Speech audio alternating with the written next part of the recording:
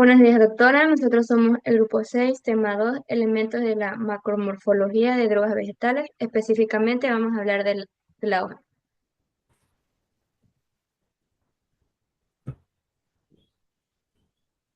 Como introducción, la hoja es la parte más visible del aparato vegetativo de la planta.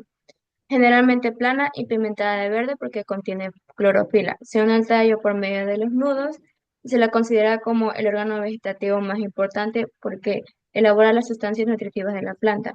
¿Por qué el color verde? La clorofila absorbe la luz azul, que es una longitud de onda corta, y la luz roja, que es una longitud de onda larga, pero no absorbe la luz verde, que es una longitud de onda media. En vez de absorberla, la refleja, por eso es que nuestros ojos pueden visualizar ese color.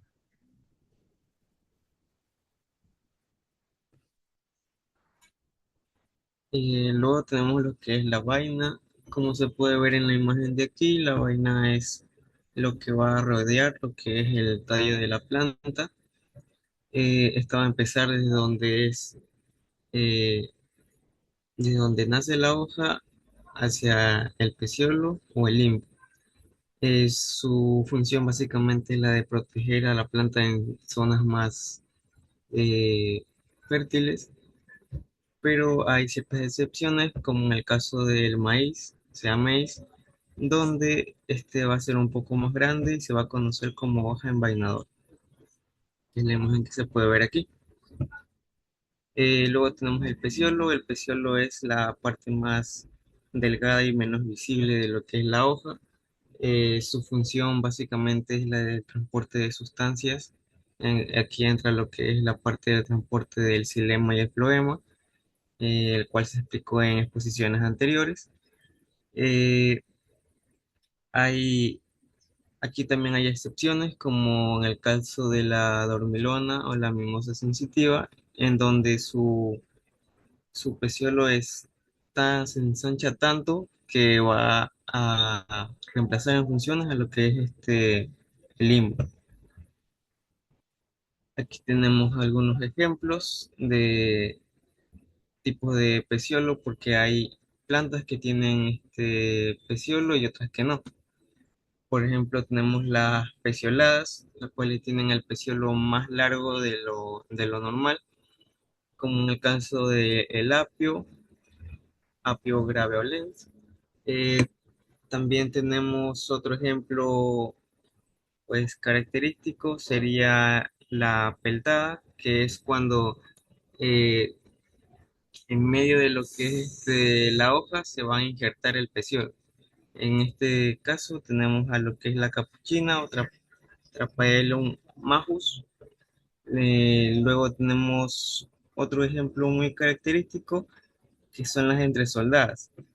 Esta de aquí va a tener dos hojas de direcciones opuestas, unidas formando un solo limbo, y en el medio de estas va a tener lo que es el tallo. Un ejemplo de esta sería la madre selva o Lonicera struz casante.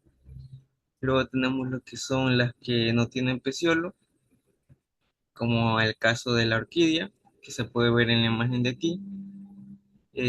No no tiene peciolo, por lo cual la planta está directamente, las hojas unidas a la planta, digo, perdón, a la tierra. Eh, Como último punto tenemos lo que es el limbo. El limbo es la parte más esencial de la hoja, es prácticamente toda la hoja. Esta va a tener simetría dorsiventral, que es lo que se puede ver en la imagen de aquí.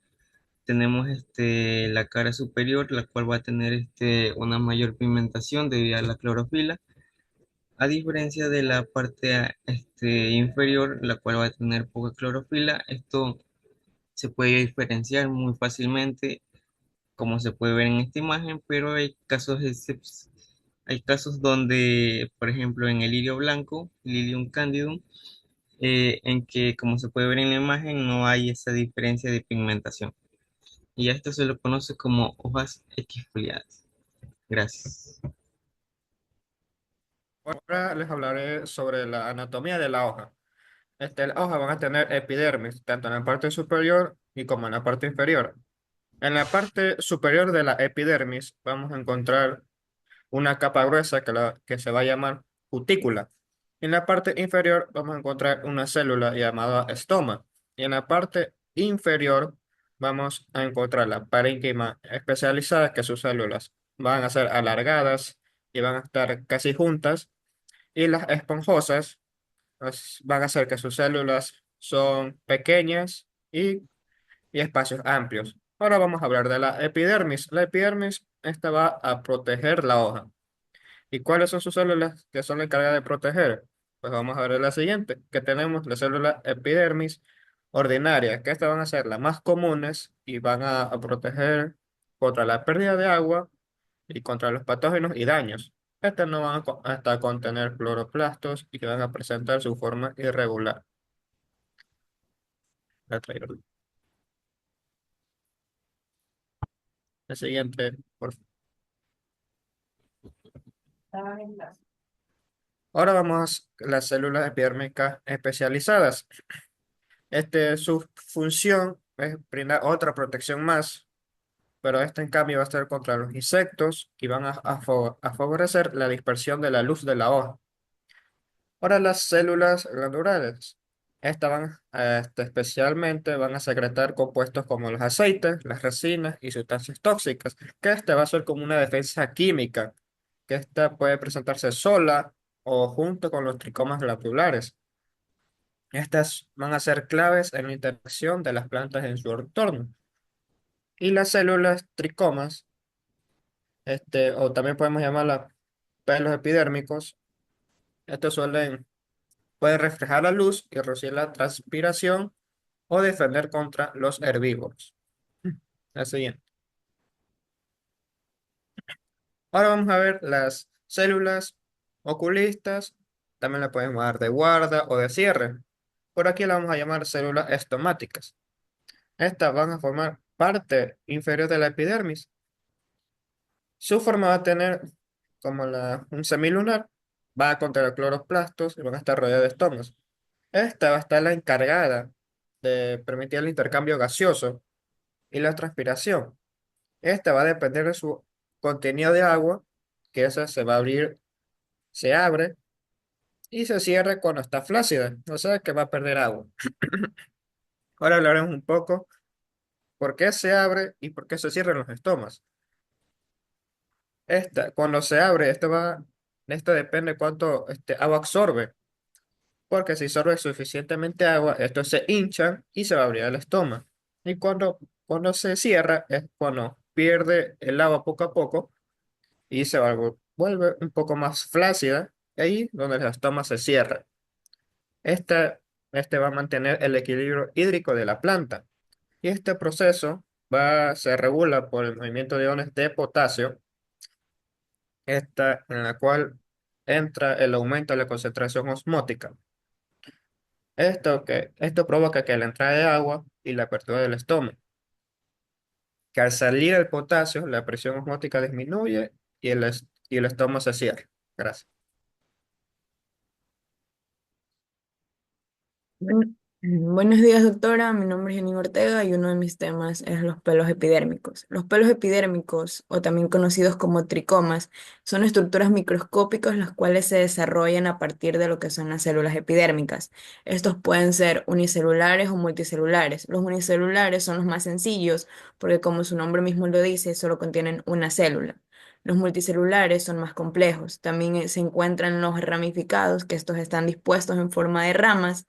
Tenemos los escamosos y los glandulares. Los glandulares son como un tipo de cabeza que se encarga de secretar aceites esenciales, los cuales le permiten la viscosidad a las hojas. Siguiente.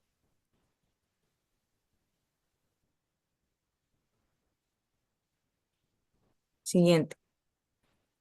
Ya, ahora el mesófilo. El mesófilo es el tejido fotosintético, el cual se encuentra entre la epidermis superior y la epidermis inferior.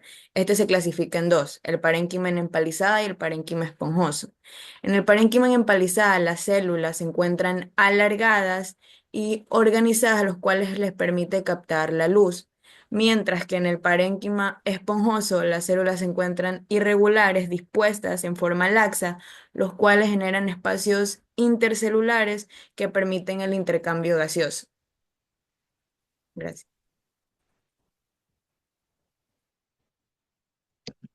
Los nervios foliares. Las venas de las hojas son estructuras alargadas y visibles principalmente en el embés.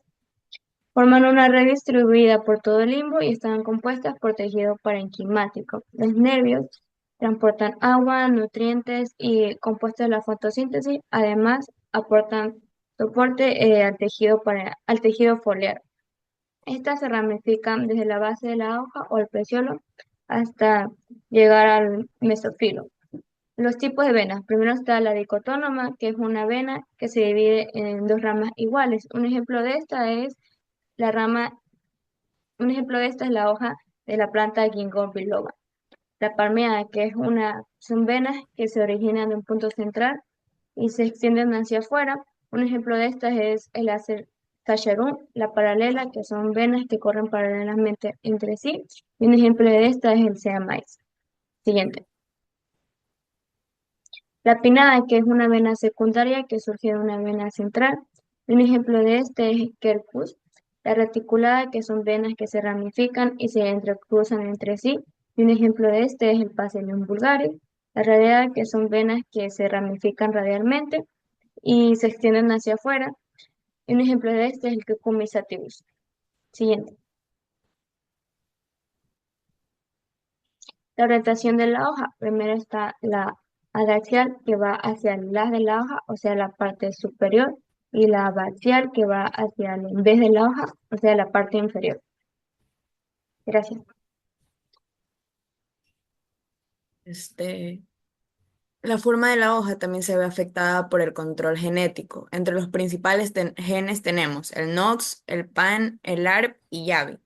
El gen NOX va a ayudar a ver si una hoja será simple o compuesta, y si los genes siguen estando activos cuando la hoja se forma, pues esta se podrá dividir.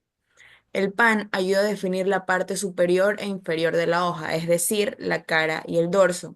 El gen ARP trabaja junto con el gen PAN para definir la forma básica de la hoja y ayuda a contrarrestar al gen NOX en las hojas simples. Por último, el gen YAVI, este también ayuda a lo que es la formación de la parte inferior de la hoja y va a permitir o va a ayudar que la hoja se pliegue correctamente. Ya. También tenemos los factores ambientales. Los factores ambientales como la luz, temperatura, intensidad, también incluyendo la longitud de la onda y duración de la luz, van a afectar a la formación de la hoja. Es decir, si una hoja crece bajo radiación solar intensa, sus hojas van a ser gruesas y densas, pero si crecen bajo sombra, sus hojas van a ser débiles y van a contener demasiados espacios intercelulares, lo cual les va a permitir parar el intercambio gaseoso. Gracias.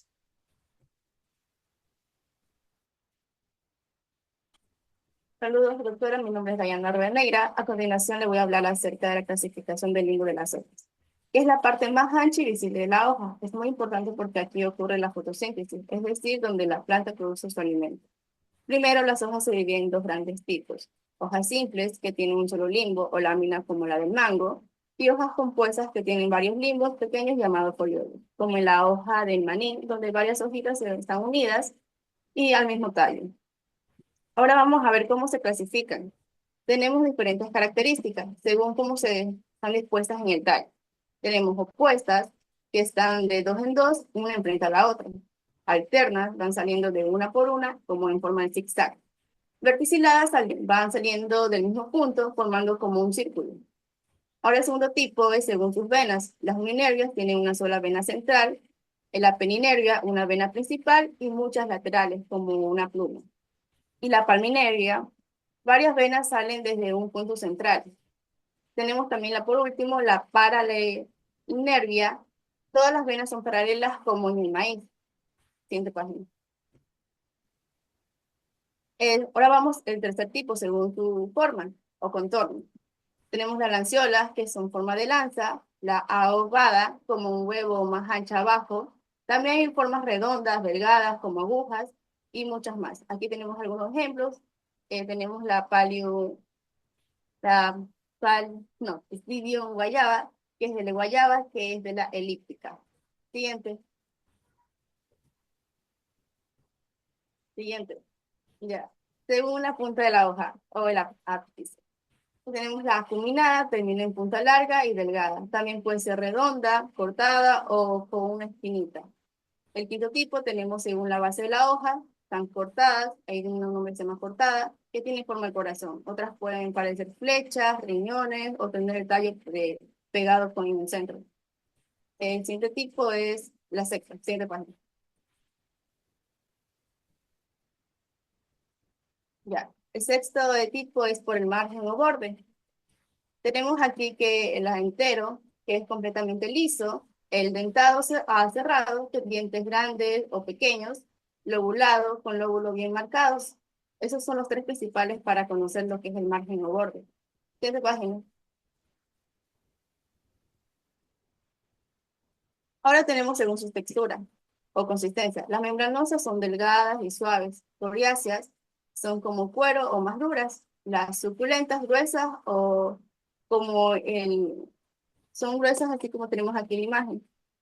Las coriáceas, como la Pistus corum, tóbica, tóbira, yes. Esas son. Ahora tenemos las otras que son de tipo que según la superficie, la octava. Tenemos las lampiñas que son sin pelo. Tenemos las pubescentes con pelitos suaves. Y también pueden tener escamosas o pequeñas protuberancias, perdón. Para terminar, hay muchísimas formas de hojas. Para conocer estas características nos ayuda a identificar especies y entender cómo se adaptan al ambiente. Gracias. Buenos días, mi nombre es Naomi Yomagi y les voy a hablar acerca de las hojas compuestas. Bueno, las hojas compuestas son aquellas que tienen el limbo dividido en varias partes diferenciadas, ¿ok? Están formadas por la ramificación del peciolo, las ramificaciones laterales o terminales del peciolo en varias partes a las que se les llama foliolo, ¿ok? Como podemos observar aquí tenemos el peciolo, tenemos así también la continuidad del peciolo en la hoja compuesta a la que se le llama peciolo común o raquis, y así también podemos observar el foliolo, ahí como ven en la imagen. Y aquellos foliolos pueden ser sésiles, es decir, de que no van a presentar esta estructura que vemos aquí que se llama peciolulo, sino que van a estar unidos directamente al raquis. Y así también pueden ser de esta manera que van a presentar esta estructura de soporte llamada peciolulo.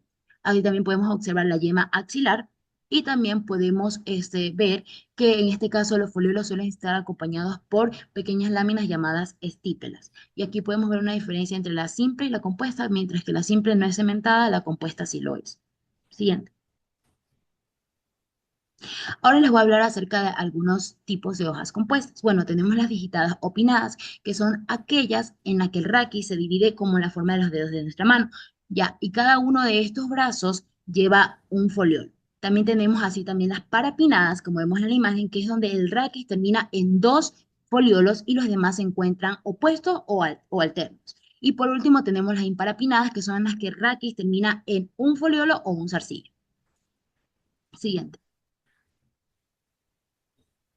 Ahora les voy a hablar acerca de algunas modificaciones de las hojas compuestas. Tenemos el asidio, que son una modificación foliar en forma de jarra en donde va a contener el jugo digestivo secretado por las glándulas. Tenemos la espata, que es una bráctea amplia que rodea el eje florífero. Tenemos las espinas, hojas y estípulas se transforman en espinas y cumplen la función protectora. Tenemos el filodio, que el filodio son peciolos muy ensanchados a manera de lámina de hoja. Tenemos así también la trampa o cepo, que son estructuras formadas por dos valvas. Y así también tenemos el utrículo, que son pequeñas vesículas formadas por hojas y segmentos foliares. Tenemos así también los zarcillos, que son prolongaciones filamentosas empleadas para trepar. Y tenemos las glumas, que son ipsófilos, que están en la base de las espículas de las gramíneas. A continuación les voy a hablar acerca de el examen siguiente, acerca de el examen, en este caso, macroscópico. Bueno, para obtener una descripción mucho más completa hay que tomar en cuenta los siguientes aspectos. En este caso tenemos la forma, se estudian lo que es la lámina, el lápice, la base, el borde y la venación.